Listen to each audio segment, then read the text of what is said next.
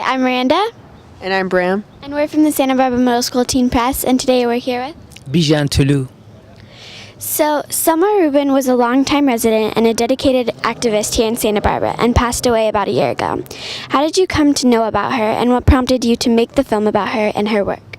Thank you, Miranda, and thank you, Bram.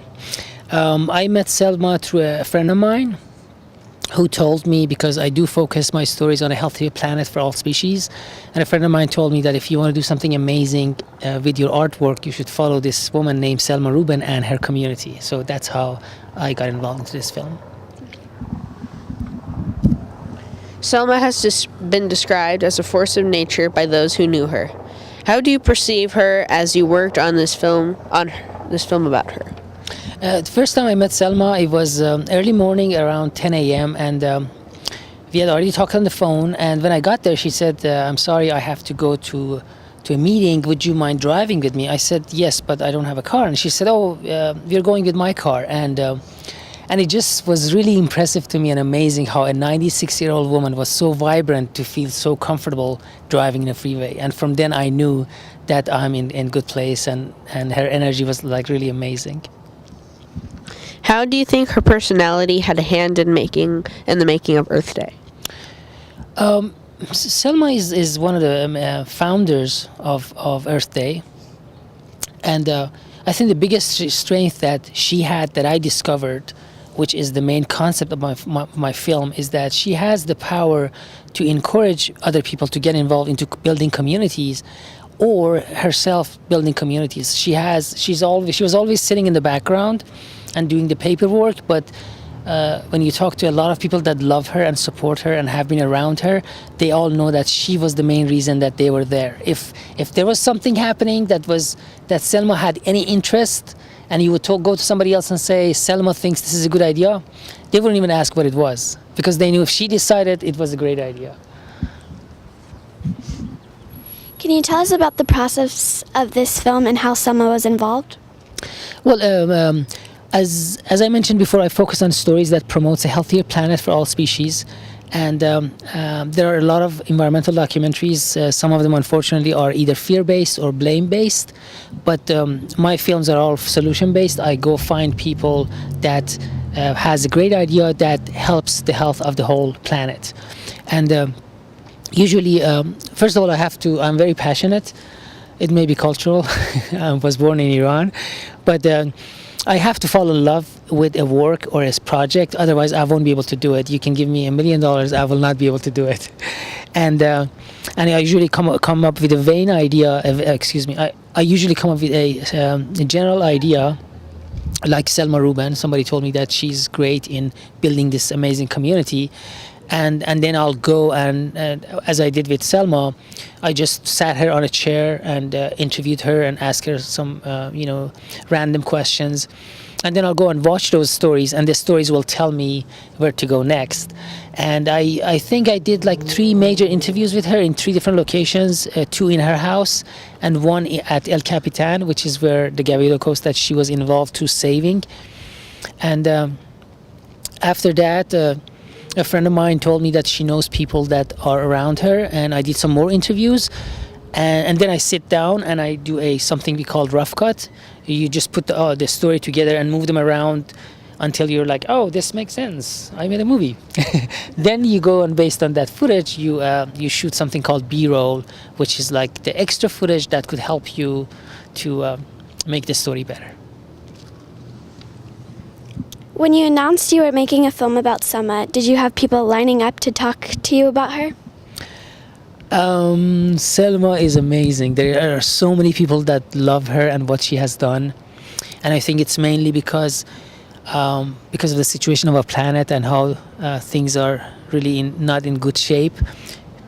People understand the power of community, and this is what Selma has done.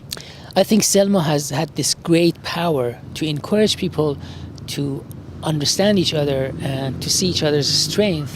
In that way they could unite and do something bigger, because my power and your power, however strong they are, but when we put them together, it will be way stronger than my power by itself or yours by yourself. In one video of Selma that we watched, she said that she was that it was all up to children now. What message do you think Selma would pass on to kids my age? I think the biggest thing that Selma did believe, that a lot of her friends agree, is that she believed in the power of the youth. How old are you?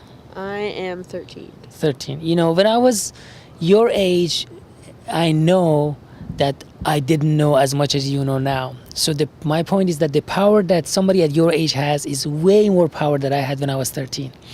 And that's why I believe Selma believes in the new generation. And also in my work, I want to promote people to build communities, to build topsoil that could help the health of the environment.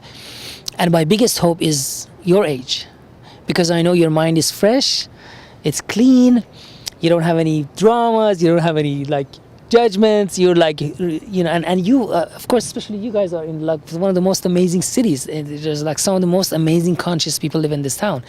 You guys should have taken advantage of it, and I'm sure Selma would have told you that live in the present time, don't worry about the future, don't regret the past, just focus about now and learn how to become a more human constantly. And love is all about relationships and how you connect to your family, to your friends, how you're transparent with them, loving to them, friendly to them, and keep that connection. And it's like riding a bicycle.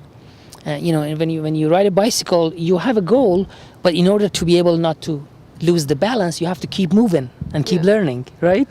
So life is the same way. If you just keep moving and keep learning, you'll be totally fine. In one article, it said that she was a worker bee, waiting to fix things. How do you think she fixed Santa Barbara? She fixed Santa Barbara by her activism. And she saved one of the most pristine areas on the planet. You know, the ocean is not a unified thing. The ocean, there are some very few spots in the ocean on the planet that are called hotspots, and that's where the cold water and the hot water collide, and there's a lot of diversity, and it's very important to protect those areas. And Santa Barbara and Gaviota Coast is one of those hotspots on the planet. So the health of hotspot in Gaviota Coast has an effect on the health of the whole planet.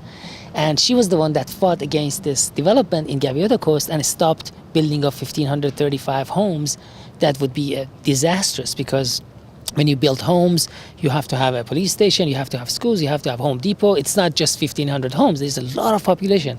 And a lot of people, unfortunately, use synthetic chemical fertilizers, and it's all going to, go to the ocean, erode to the ocean. And she stopped all of that by her activism.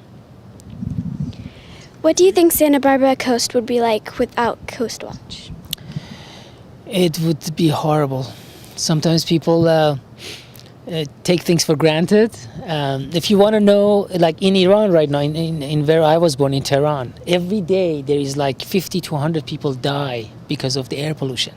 That's how bad it is. And or don't go to Iran, just go drive 2 hours to Bakersfield. You know, the air is like unbelievably horrible. And by just walking around, you can tell how wonderful and healthy this environment is. And this is not an accident. This is because the work of people like Selma and the community she built. And that's how you keep somewhere so healthy, by constantly being active and trying to find out, okay, what do we do now? And what do we do next to keep this as beautiful as it is?